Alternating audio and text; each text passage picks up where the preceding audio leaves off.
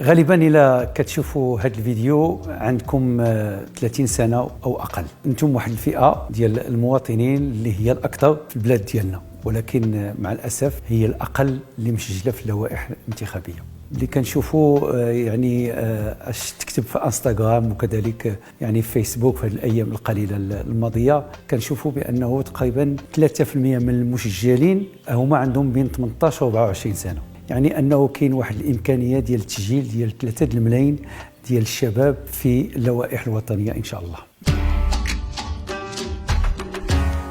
معكم عزيز خنوش، وهذه بعض الاسباب اللي يمكن تساهم باش تغير الراي ديالكم باش تسجلوا في اللوائح الانتخابيه.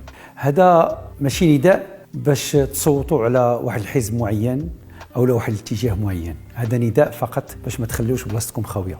الا ما تسجلتوش ما غتصوتوش، والا ما صوتوش يمكن غادي تشوفوا هذوك بعض الاخوان اللي هما منتخبين اليوم اللي ما كيعجبوكمش اللي غادي يرجعوا، لانه اللي كيصوت عليهم باقي كيصوت عليهم. شحال ما كان الشباب يعني مسجل وكثير، وبشحال ما غادي يكونوا منتخبين اللي هما كيشبهوا لهاد الشباب واللي يشاركوا معهم الافكار ديالهم. الا تسجلتي اليوم كتعطيك الامكانيه انه غدا يمكن تمشي تصوت او لا ما تصوتش، ويمكن تبدل الفكره ديالك الا بان لك شي مرشح اللي هو في المستوى. خصنا نكونوا واعيين بانه 5 سنين ولا 6 سنين اللي جايه غادي تعطيو الصوات واحد العدد ديال المنتخبين. انت اللي في عمرك 20 عام غادي تكون في عمرك 25 عام ولا 26.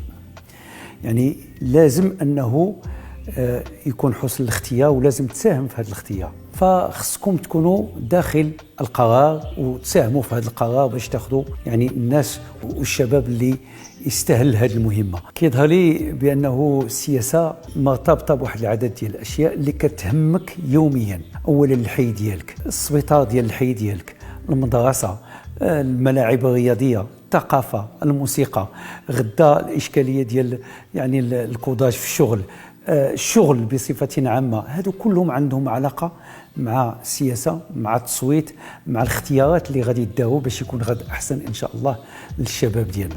ما تخليوش بلاصتكم خاويه، لان كاين ناس اللي ماشي في صلاحتهم انكم تمشيو تصوتوا. الا بغيتي تسجل ما تحتاج حتى شي واحد باش يعاونك باش تسجل، غادي تمشي فقط لهذا الرابط وكتحتاج ل3 ديال الدقائق. هذه وقتكم، انتم الشباب هو المستقبل ديال البلاد وحنا معولين عليكم.